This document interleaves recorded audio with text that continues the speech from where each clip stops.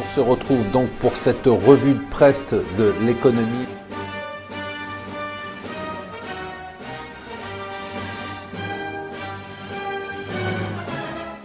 Bonjour et bienvenue sur Mon Financier pour la revue de presse de l'Écho. Nous sommes le lundi 9 février. Deux éléments importants aujourd'hui. D'abord, on a analysé ce week-end les chiffres de l'emploi. Ils sont spectaculaires. Alors, en apparence, non, les créations d'emplois étaient comme attendu, voire un peu au-dessus.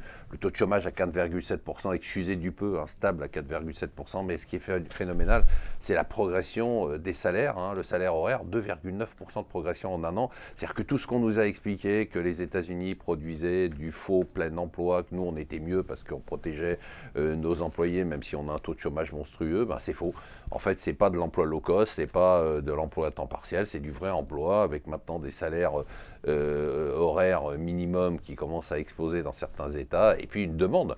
Il y a un tel plein emploi que de toute façon, les salaires augmentent parce qu'on a besoin de gens, et que quand on a besoin de gens et qu'il n'y en a pas assez, il faut les payer. Donc ça y est, la machine américaine est en marche, c'est assez impressionnant. L'autre événement ce matin, c'est alors la Chine, on vous le dit depuis un moment, j'en parle depuis quelques semaines, le yuan. Ils sont totalement perdus, les Chinois, ils ne savent pas quoi faire avec cette monnaie. Là, ils ont rabaissé la fourchette du yuan de façon spectaculaire, alors qu'ils avaient remonté les taux pour éviter la spéculation contre le yuan. En gros, ils sont totalement paumés. On a appris que leurs réserves, ils ont encore 3 000 milliards de dollars, ça va pour eux, mais leurs réserves fondent mois après mois parce qu'ils interviennent sur le yuan. Donc en fait, ils ne savent pas du tout quoi faire et ça risque de continuer. Un peu triste, je vous avais dit que la French Tech, on en faisait un peu trop quand même, à expliquer que ça y est, on était conquérants, c'était nous qui étions au CES de Las Vegas, qu'on allait tout casser. Bon, là, les articles commencent à déchanter un peu, malheureusement, en expliquant que c'est vrai qu'on était beaucoup, mais on n'a pas remporté grand-chose, que nos boîtes sont trop petites et qu'elles manquent de financement. Enfin, tout ça, c'était pas très gai. Les échos, ça on le savait, mais enfin, c'est toujours mieux quand on le dit. L'automobile sera numérique ou elle ne sera pas, donc elle sera numérique du côté des élections. Écoutez, un scoop, je ne crois pas être favori, c'est Manuel Valls qui le dit.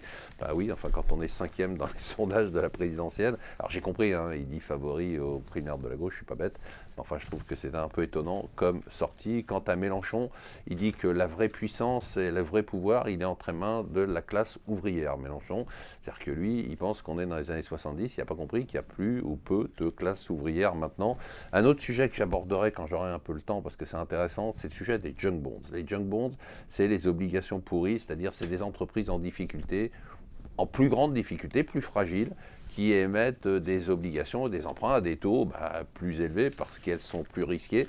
Eh bien, figurez-vous que les entreprises fragiles, avec la reprise de l'économie, elles le sont moins.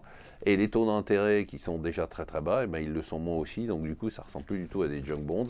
Et tout le monde dit, c'est fabuleux, il faut que ça continue. Alors du coup, les taux sont bas, les entreprises vont bien. Il faut toujours se méfier parce que c'est souvent à ce moment-là qu'on a eu une explosion du marché des junk bonds. Voilà, restez avec nous sur Mon Financier. N'oubliez pas de regarder le replay de l'émission de vendredi de C'est votre argent parce qu'elle était vraiment passionnante. Voilà, restez avec nous.